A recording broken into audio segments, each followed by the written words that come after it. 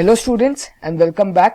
तो जैसे कि मैंने आपको कहा था, आज का हमारा लास्ट टॉपिक जो है इस चैप्टर का वो है पूरा का पूरा वो है फूड स्पॉइलेज के बारे में, कि कैसे माइक्रो ऑर्गेनिज्म हमारा खाना को खराब करते हैं, और खाने को खराब तो वो करते हैं तो हम इससे बच कैसे सकते हैं वो हम लोग आज पढ़ने वाले हैं।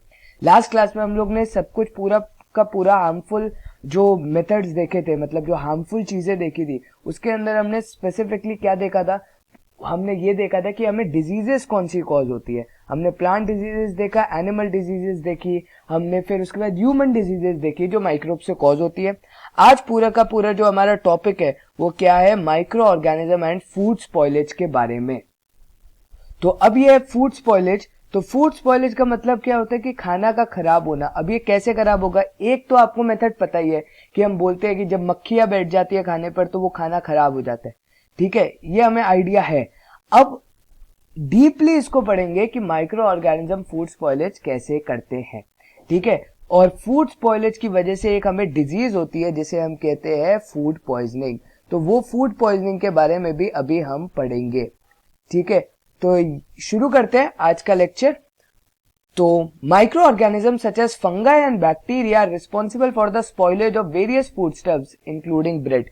ठीक है, तो ब्रेड का जो आपको पता है कि ब्रेड पर फंगस लग जाती है जब वो मॉइस्ट एनवायरनमेंट पे रहती है। तो मॉइस्ट एनवायरनमेंट पे जब रहती है तो फंगाई उस पर अटैक करता है और फंगाई पूरी की पूरी ब्रेड को खराब कर देता है। The main condition required for the growth of these microorganisms are a moderately warm temperature, air and moisture। अभी जैसे चीजें कही कि ये conditions क्या क्या है आपकी, warm temperature, थोड़ा सा गर्मी ज्यादा है, फिर air तो चाहिए ही चाहिए, and moisture। इसलिए हम लोग बोलते हैं कि खाने को हम लोग फ्रिज में रखते हैं, रेफ्रिजरेट करते हैं। ठीक है, these microorganisms often produce poisonous substances which make food unfit for consumption। तो खाना क्या हो जाता है, पॉइजनस सब्सटेंस बन जाते हैं, जिसकी वजह से ये चीजें अनफिट हो जाती है कंज्यूम करने के लिए। Eating such food stuffs can cause an illness called food poisoning.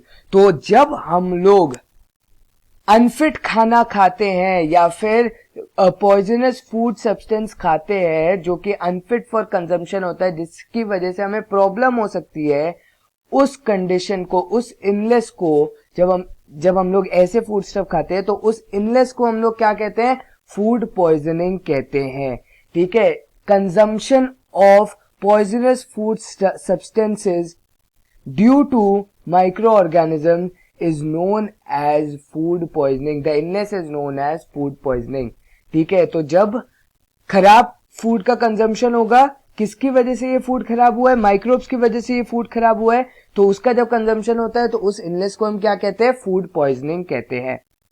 Here are a few things that can help us to detect food that has become unfit for consumption because of microbial action।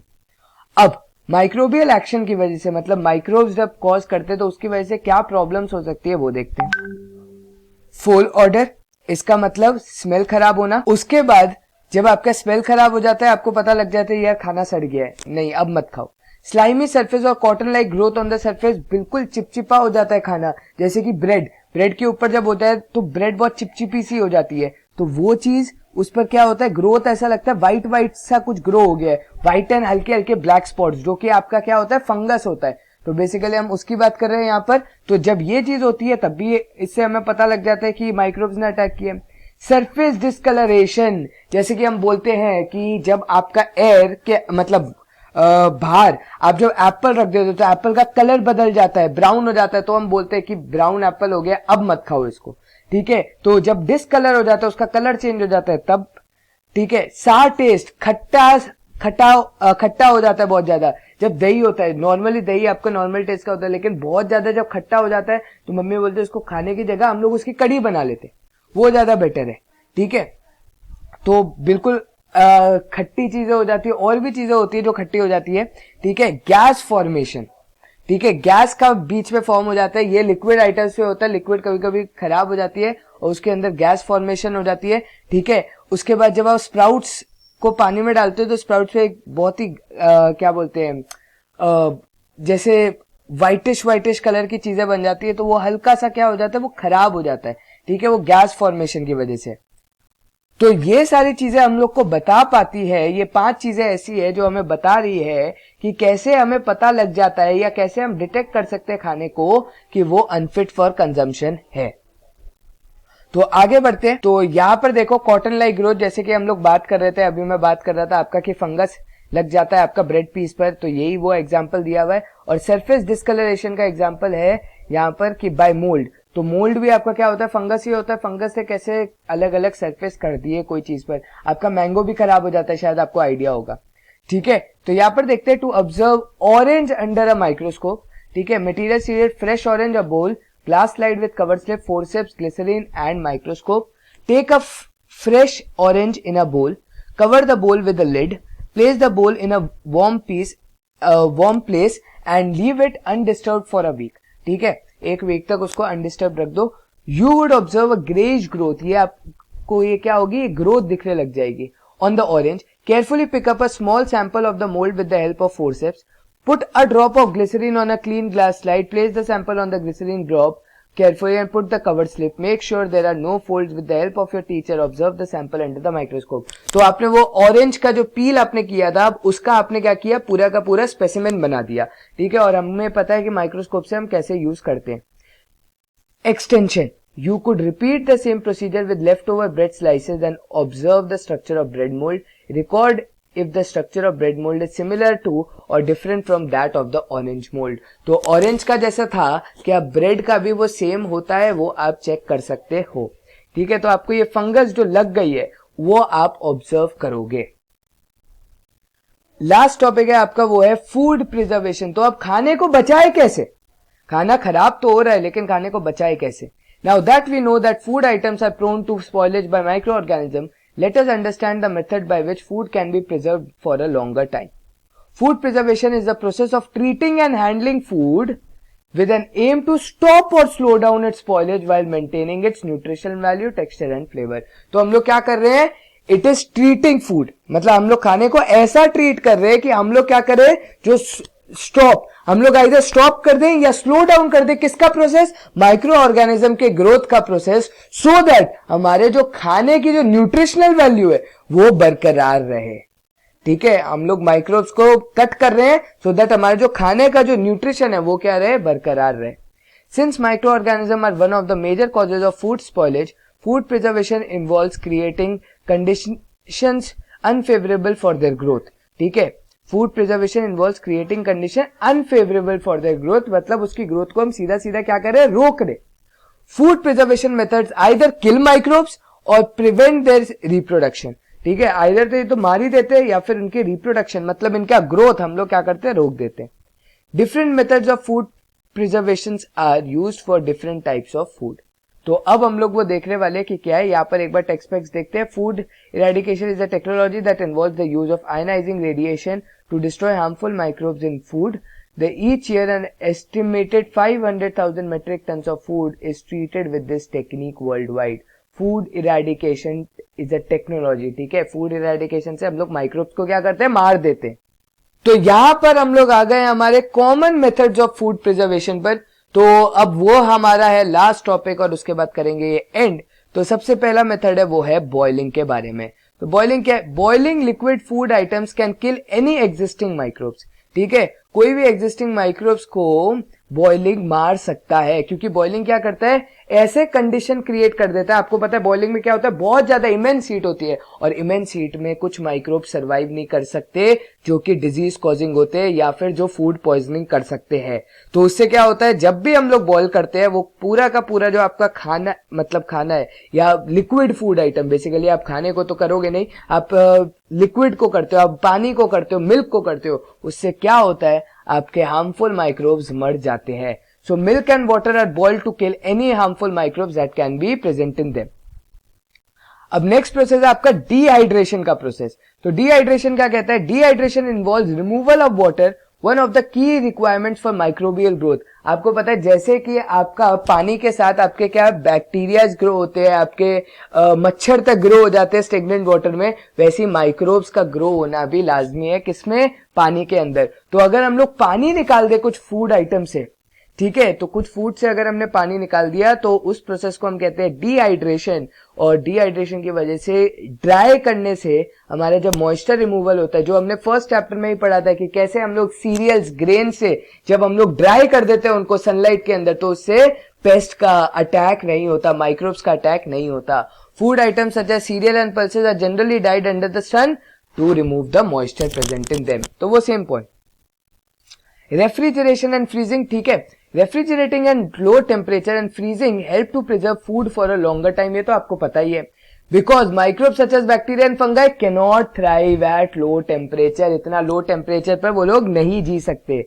When fresh fruits and vegetables are frozen, water present in them also freezes. तो water जो उनके अंदर present होता है वो भी क्या हो जाता है, फ्रीज हो जाता है। तो अगर जो उनका पानी है उन वेजिटेबल्स के अंदर आपको पता है हम फिर थोड़ी देर निकाल के रखते हैं क्योंकि वो ड्राई हो जाती है थोड़ी सी, तो उससे क्या होता है जब पानी फ्रीज हो गया, अगर पानी फ्रीज हो गया तो उनका ग्रोथ कहाँ से होगा, और अगर ग्रोथ नहीं होगा तो आपका खाना खराब भी नहीं होगा।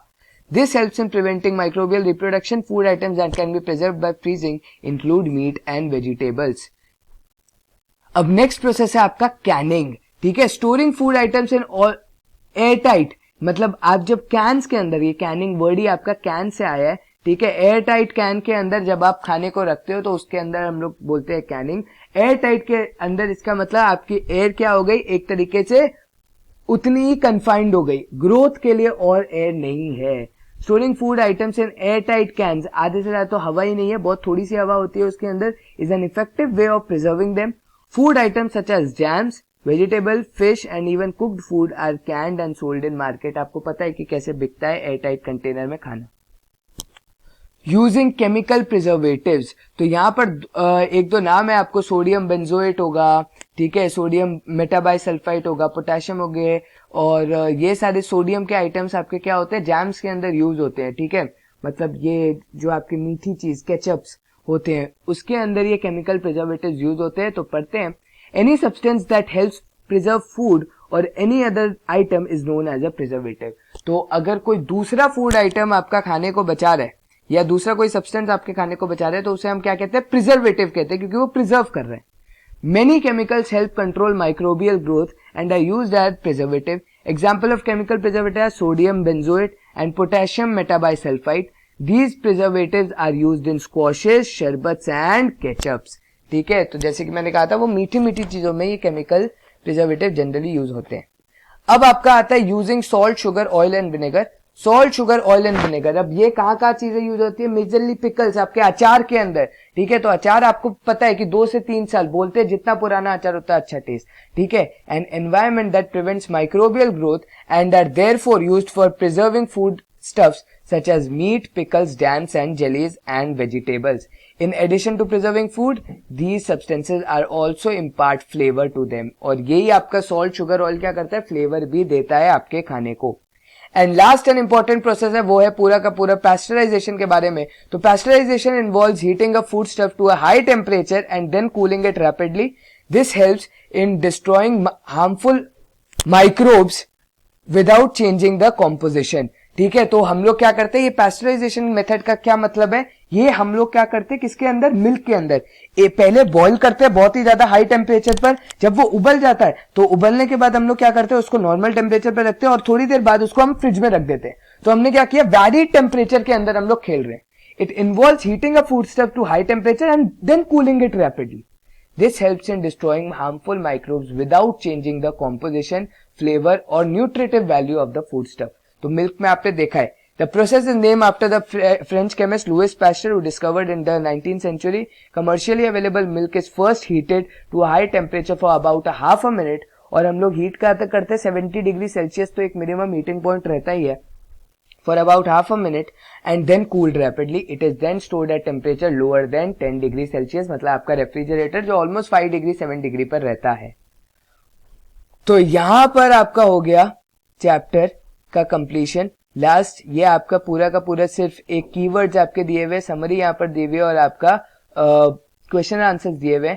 तो आज हमने पढ़ा फूड प्रिजर्वेटिव के बारे में। एक बार कीवर्ड्स देख लेते हैं। Microscope, an instrument that make use of lens to make smaller object appear larger. Specimen, the object to be viewed under the microscope. Microorganism, organisms that are visible only through a microscope are known as microorganism. Fermentation, sugar to alcohol वाला process, the process of conversion of a sugar into acid or an alcohol by the action of microbes is called fermentation. Nitrogen cycle, a natural cyclic process in which atmospheric nitrogen enters the soil and becomes a part of living organism before turning to the environment is called nitrogen cycle. तो ये हमने पढ़ा था कि कैसे पूरी cycle घूमती रहती है. Nitrogen fixation, the process by which free atmospheric nitrogen converted into nitrogen compound. Blue green algae के बारे में पढ़ा था यहाँ पर. Pathogens, microorganism that causes diseases या फिर डिजीज कॉजिंग माइक्रोऑर्गेनिजम्स को हम लोग पैथोजेंस कहते हैं. कम्युनिकेबल, जो कि स्प्रेड करती है person to person. Diseases that can spread from one person to another are called communicable disease. Food preservation, the process of treating and handling food with an aim to stop और slow down its spoilage while maintaining its nutritional value and texture is called food preservation. तो आज का हमारे यही topic था कि हम लोग ट्रीट कर रहे हैं खाने को किस लिए कि स्टॉप हो जाए ग्रोथ, और क्यों स्टॉप हो जाए, तब भी स्टॉप हो जाए जबकि हम मेंटेन उसकी न्यूट्रिशनल वैल्यू कर पा रहे हैं. ऐसा नहीं कि हम लोग कुछ और डाल रहे हैं और उसकी न्यूट्रिशनल वैल्यू भी खराब करें. न्यूट्रिशनल वैल्यू को भी बरकरार रखना वो भी हमारा फूड प्रिजर्वेशन का काम है. और लास्ट प्रोसेस था pasteurisation. The food preservation method that involves highly eating and then cooling it rapidly is called pasteurization. तो यहाँ पर हुआ आपका चैप्टर खत्म. अगली क्लास होगी आपकी जूम क्लास, जिसके अंदर मैं आपके डाउट्स लूंगा. जो भी डाउट्स होंगे आप वैसे भी पूछ सकते हो और जूम में भी पूछ लेना. तो यहाँ पर हुआ चैप्टर खत्म. आई होप आपको चीजें समझ में आ गई होगी. कोई भी डाउट प्लीज क्लियर कर लेना. मिलते हैं हम लोग नेक्स्ट मीटिंग के अंदर. Thank you guys for watching.